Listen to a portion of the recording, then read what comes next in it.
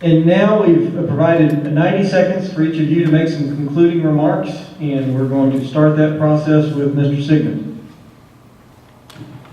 In connection with what I just said a moment ago, we have been unable, for people in the old, I would call it the old city, have been unable to get the city to clean up those violations. They're on every street. You go drive down Hidden Valley, everybody's mad. They've gone up to the city to try to get them to clean it up. They won't do it. They say they don't know how, or they say that they don't know that it's against the ordinance, or they say this, but what they really, then they say they'll study it a while.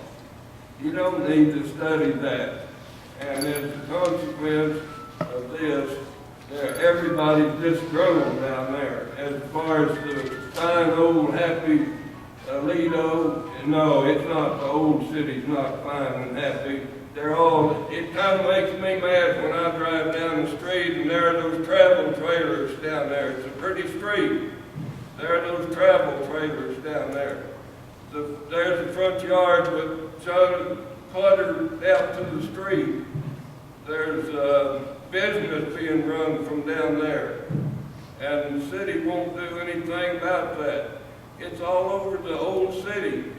And the old cities are the ones that citizens are the ones that ought to be taken care of. And so they have petitioned the city. Time's up, I'm afraid. And I have one last statement. One sentence.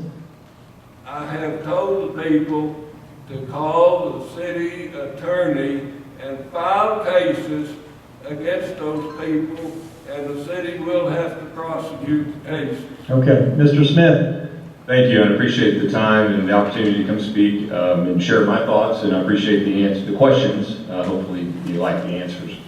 My conclusion is, I feel I'm an ideal candidate from my past experience on council, my couple years on the Parks and Rec Board, and understanding city government and how it works, having experience in commercial real estate development, and being a part of creating great places, and that's what I've focused on for the last 14 years, and I think I can channel that to Aledo. I bring a common sense approach to politics and the political landscape. I think that's what's necessary in order to get things done, and I really believe strongly in the strategic planning and implementation phase, and I'm proud to be a part of that, and proud to be serving with council persons and staff that support that and be a part of that team.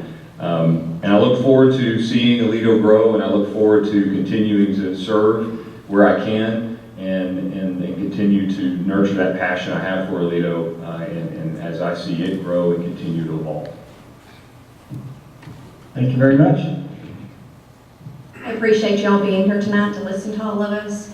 I feel like I'm qualified with all the boards and committees that I've been on throughout the last 13 years with Aledo. I've been a big part of Aledo with the schools, with the city itself. I've had children go through Aledo and I've supported them. I've even coached baseball and softball and cheerleading. I've been a big part of Aledo, and I feel that I know the direction that we're going and the direction that I'd like to see it go. And I'd love to be here to be a part of this with all the residents and help make those policy decisions for them or with them.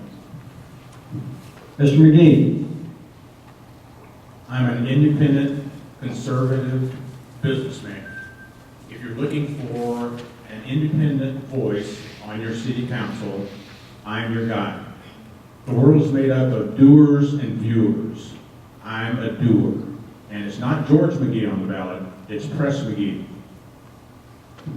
Okay, thank you all very much. I would like to say I've been on a town council. I've run for campaigns, so I know what you're going through somewhat, and have a deep appreciation for the hours that you are willing to spend, and you've already probably spent during the campaign process.